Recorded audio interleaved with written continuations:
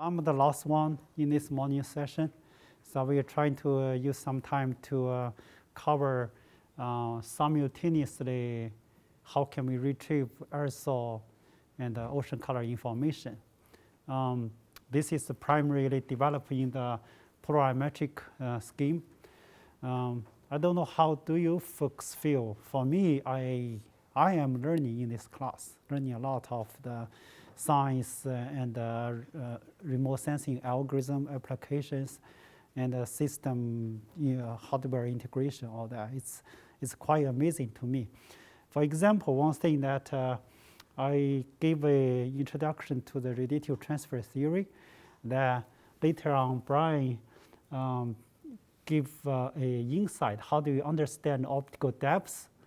Is when you look up, optical depths can be viewed as the fraction of the sky covered by these micro particles, right?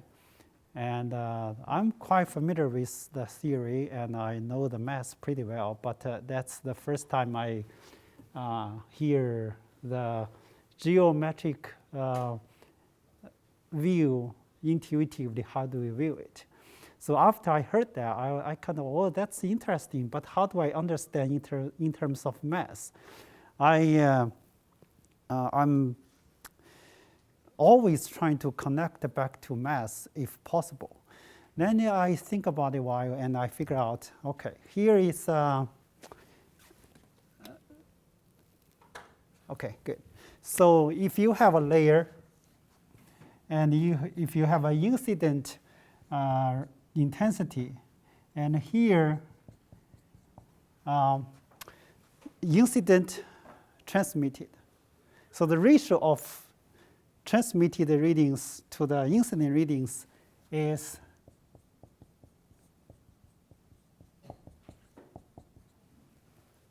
tau is optical depth, right? But if tau is small,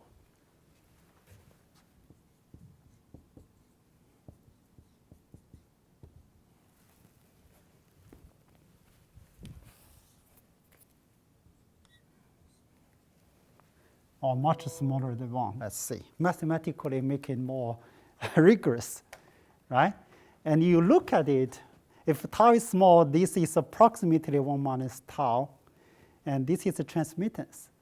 And then it looks so obvious that tau is a fraction of the cloud, a fraction of the sky which is covered by these small particles, right? So that light does not go through geometrically. It's a geometric view. So 1 minus tau will be the transmittance. Does that make sense? Right? So that should be the explanation. And I later on ask Brian, is that the correct interpretation? And he blessed it that that's it. So I just want to mention, you always learn new things. Even though I have been working on this in these fields for so long, I still learn things from our colleagues. It's a life learning experience for everybody. Probably that's the most important thing I want to say during this presentation. Then I move on to the science part. We will cover the joint retrieval of aerosol and ocean color. Basically, I put a schematic view of how does it work. It's this x0 we call the state parameter of the system, which include, in this case, aerosol microphysical properties, size distribution, refractive index, where it is vertically, and parameters we use to define ocean absorption, scattering, properties defined by optical models, right? All that, it's input to vector radiative transfer models.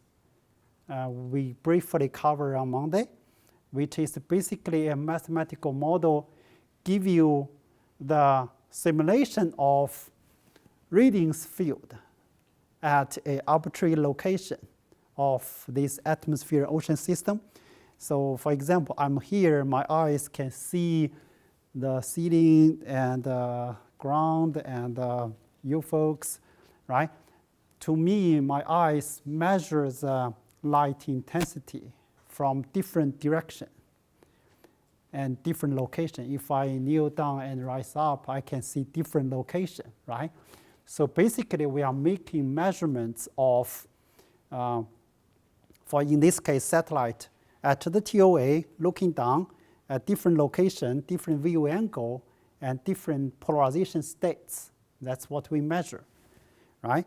We try to match that measurement with models, vector radiative transfer models. And then we put this into a prediction into a model called, into this phi, calculate this phi, which is the cost function. Cost function basically represents the difference between measurement and the model prediction, right? Of course, there is differences because this is just the base initial guess of what is going on in the atmosphere and ocean. And we perturb the state vector, perturb the aerosol and the ocean properties to see whether we can decrease this cost function. If it decreased, we accept this new state of parameters, and we do a test, see whether it's converged. There is a number of criteria we can do the convergency test. If it's converged, we get a successful retrieval. If not, we go back to this stage again and iterate. This is the basic flow of algorithm to work for these joint retrieval algorithms. So mathematically, it's not that complicated.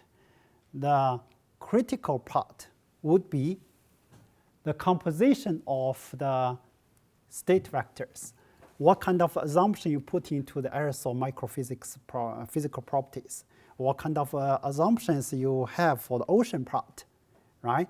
And of course, this model part is important. That should give you a true representation, true connection of the microphysical properties to the the simulated readings field, right? So lots of effort in the community is put into design a realistic representation of the atmosphere and ocean coupled system, and trying to make this convergence iterative process as efficient as possible. And also the cost function design is also a huge issue, because if you use different format of the cost function, it will give you different performance. I try not to see this is a complete survey, because you will be surprised to see many work over there you don't know, right? Quite often see this is the first time we do this. Believe it or not, it's not the first time.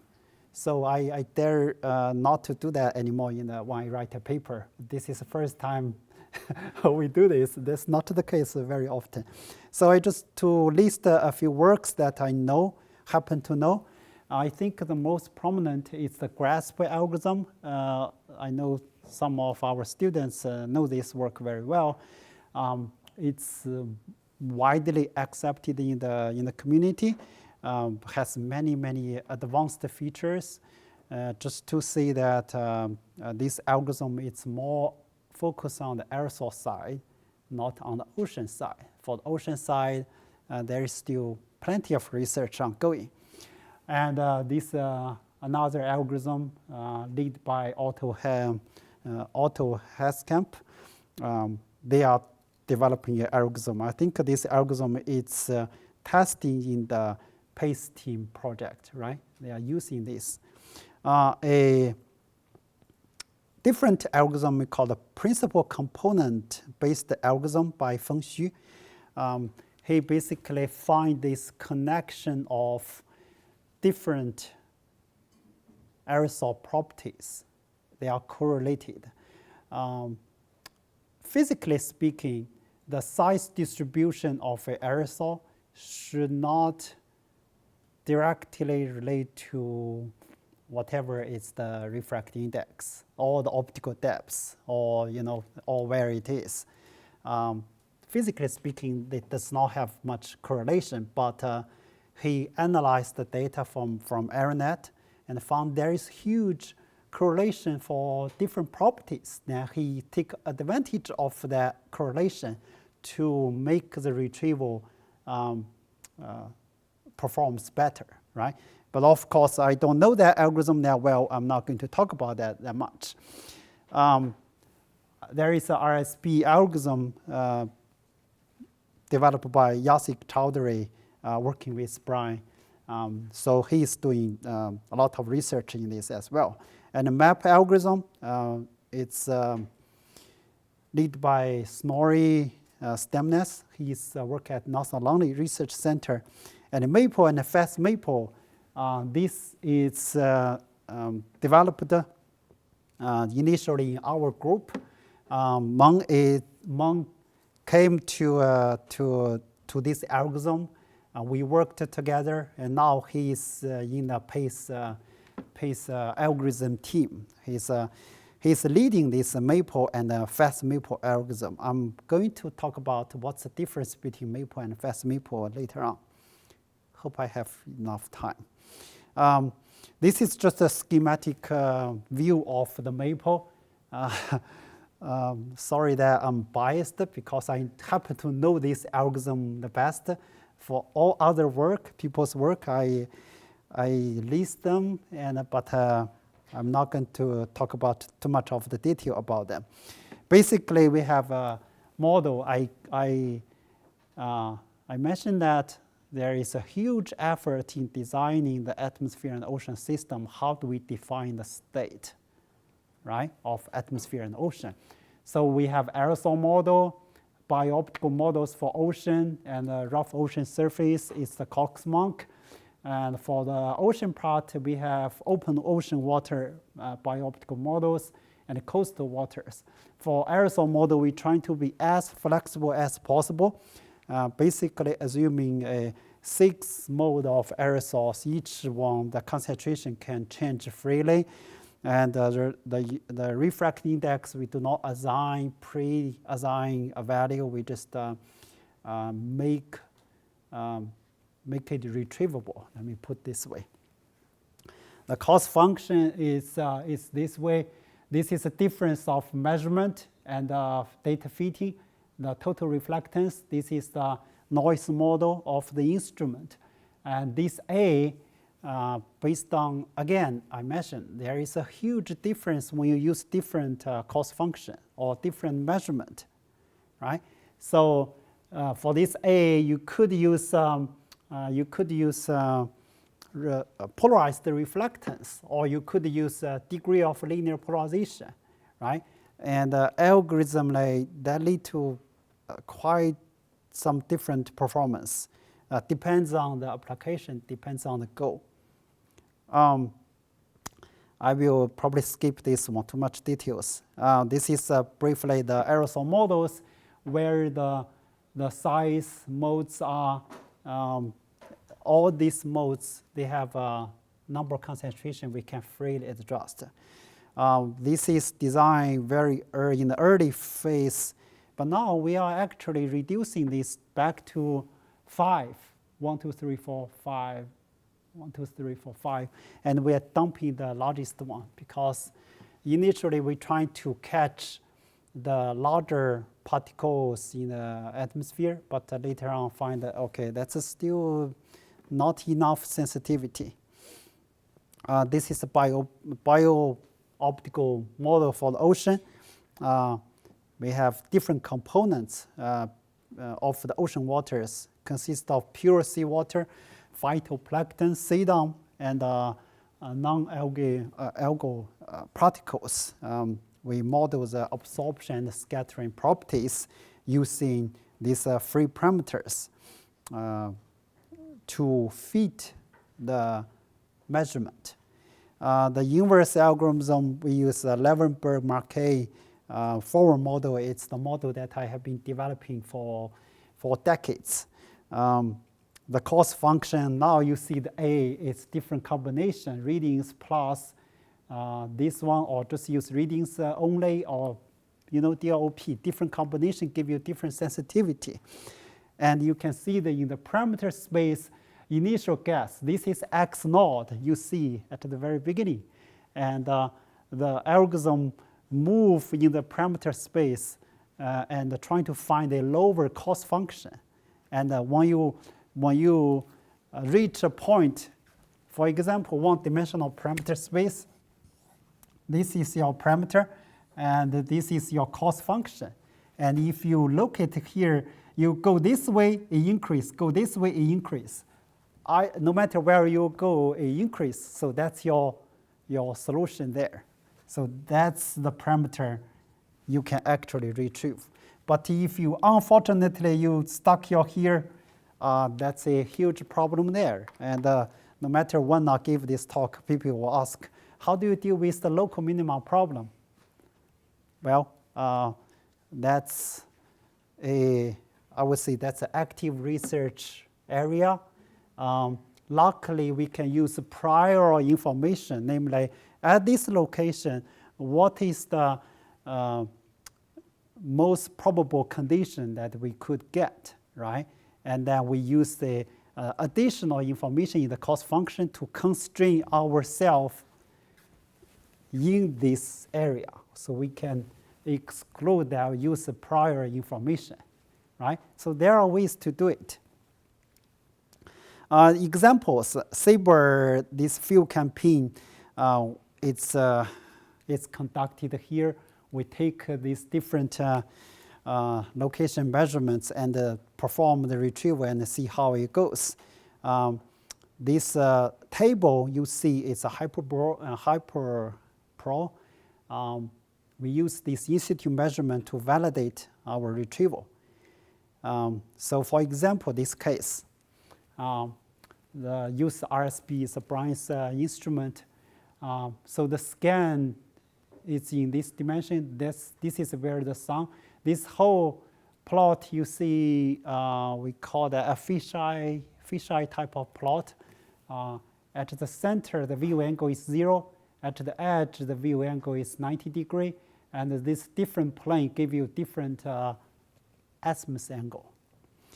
And we apply that to here just to show you how we fit the data, how well we can fit the data. The solid is measurement, dash is fitting, and this shadowed area has too much noise. So we blocked it in order not to let the noise overtake the algorithm. So we can you can see how well we can fit the data. This is a polarized reflectance. By adjusting our state parameters, that you can actually fit the data once you reach a minimum of cost function, and you say, okay, this is my solution. So the retrieve the AOD, spectral AOD, it's in the blue curve. This dot is a LiDAR measurement. LiDAR measurement, it gives you very accurate AOD at this wavelength. But it only have one point. For the passive polarimetric retrieval, we can have a spectra. This is remote sensing reflectance, how the institute compared to the retrieval using RSB data. This is we can run it through a fly track. The airplanes keep flying, take a track. We can do the retrieval and see how well the AOD match the HSR AOD. Another case, this is a coastal water case. We cannot just use chlorophyll A to parameterize all the all the inherent optical properties. This is coast water. Again, we are blocking out the glint because the glint is great for many things. For example, you can get aerosol absorption information. But on the other hand, it's a huge signal. A small variation, small noise in the glint will probably overtake all the ocean color parameters that we're trying to retrieve. So we blocked it to get a better ocean color information. So this is where you can see in the middle, we can fit the data. You will not surprise this has a larger arrow here because we did not try to fit the glint at all. And in this region, it's how well we can fit the measurement based on the ocean color and the aerosol informations. This is how the model performs using the AOD compared to HSRL, and also we have the AeroNet measurement here. They are matching with each other quite closely. These two different curves, one is using open ocean models, another one is using the coastal water models. The lesson here is that no matter what we choose, it does not have huge impact to the aerosol AOD because ocean signal is quite small. On the other hand, this may not be the universal conclusion. I don't want to see this is universal conclusion. It's just for this case, it doesn't matter that much. For some cases, we have strong ocean signals. That might be the case that different ocean properties give you different aerosol retrieval. That's totally viable, and many people have demonstrated that. So we can show that the remote sensing reflectance retrieval for different models. For this case, that you can see this has a dip here that it's far from the in-situ measurement. And so we further let the refractive index, aerosol refractive index, be flexible at 410, 443, so that we can make a better retrieval. This is a kind of experiment. See how do we improve the retrieval. After we let it go, let it fit more flexibly, so we can match these two data better, right? So this is a trying to get a better remote sensing for different cases. Yeah, just skip by this timeline. I think it's fine for it to be in there for reference, but I think you can just skip through these slides and come to your conclusions. Okay, we are running out of time. Let me skip this one. Okay, good. This is Brian's as well. You want me to skip? Yeah, I just wanted to point out that there are some hyperspectral data sets available over the California, particularly Monterey and Santa Barbara. Avarice flew in this Hesperi campaign, and so did RSP. So there's polarimetry and hyperspectral imagery. You want to put the next one up, Peng-Meng? Oh, and so that's, I threw that up because there's horizontally oriented ice crystals that make this spike in the middle of your radiance distribution. So it's always interesting to see that and really impossible to fit it. Next one. And then this is just our fit to the observations. And again, so fitting the sun glint can be really problematic, especially in this case where the wind speed was below 1 meter per second.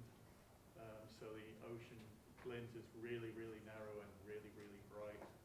And Cox-Monk doesn't work that well, but when the wind speed's that low, you don't care because the glint, angular subtensor of the glint is so narrow that it's only filling a very small part of your field of view. Next one. Sorry, this is not from Maple. I just want to make it clear. This is from which algorithm is this? This is from Yasik. Yasik Chowdhury's algorithm I listed previously. And then this is just the water-leaving radiances compared to HyperPro, and then the Atrium results. I think that's Beaucard-Gauss atmospheric correction applied to avarice. Next one. And then this is just a list of all the flights in 2014, and there are at least 4 of them that were useful for open ocean. I think this is the last one I'm talking to. But yeah, so there's a few Santa Barbara ones.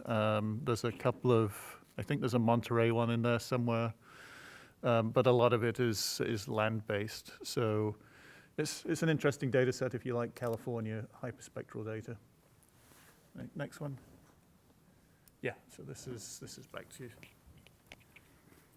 Thanks, Bingley. So I'm going to skip this one because this is just examples. Launch is over there. I don't want to delay the schedule that much. Let me just move on. I will just keep this in a file. If you later on you go to the Google Drive, you can download and look at them. It's okay for me to skip this one. So earlier I mentioned that there is a difference between maple and fast maple. What is the difference? The difference would be the forward model. In the maple algorithm, we use the actual radiative transfer model as a forward model. Namely, that's a connection between the microphysical properties and the readings field. And that's a huge bottleneck, right? So we take advantage of, to give you a sense, we have, so the radiative transfer model can give you a prediction for a realistic scenario involving aerosols, and but the key part is the atmosphere and ocean. The ocean part, radiative transfer simulation is very costly, very CPU time intensive. And so basically we can't afford it operationally, just can't. We can always use that for research purposes. That's not a problem. But how can we improve the efficiency? We use the neural network technique to kind of use the radiative transfer model to generate a whole bunch of training data set and use that training data set to feed into neural network, to train a neural network to mimic the behavior of vector radiative transfer models, right? And the neural network, once trained, we characterize the uncertainty, and we know the parameter space, parameter bound, namely the size distribution parameter range we use to train the model, and what's the refractive index range, what's the ocean part range, we can do all that. So we understand this neural network model is trained within this range. As long as our retrieval parameter space does not go beyond that range, we can be fairly confident in the neural network model. And this way, we can do very efficiently. This is just to characterize, as one of the example, how the neural network model compare with the true radiative transfer model. And with that, we can process lots of data. This is an example of using fast maple. Again, fast maple will be just a forward model replaced by a neural network model. That's fast maple. And we can process the image and do analysis with it. Another thing, this is I just added this morning because there were questions when Amir give the presentation that how do we use the polarimeter data to help atmospheric correction of imagers, right? Hyperspectral imagers. This is one of the example that Naranga is my student. She worked on this algorithm. She actually used the microphysical property retrieved from polarimeters and used that information to parameterize the path readings of the aerosols, and then use that information to remove the signal from co-located hyperspectral imagers, right? So this is an example. I wouldn't talk about the details. I'm running out of time. And just to show you the possibility. So much of the content we just talked about this morning is a kind of in a research mode. It's a research algorithm. It's not fully operational yet because we don't have access to lots of data. We rely on few campaign data now. There aren't that much. So once PACE is launched, we have tons of data. We can work on it and make it better for operational use. But we are making progress. That's it. Thank you.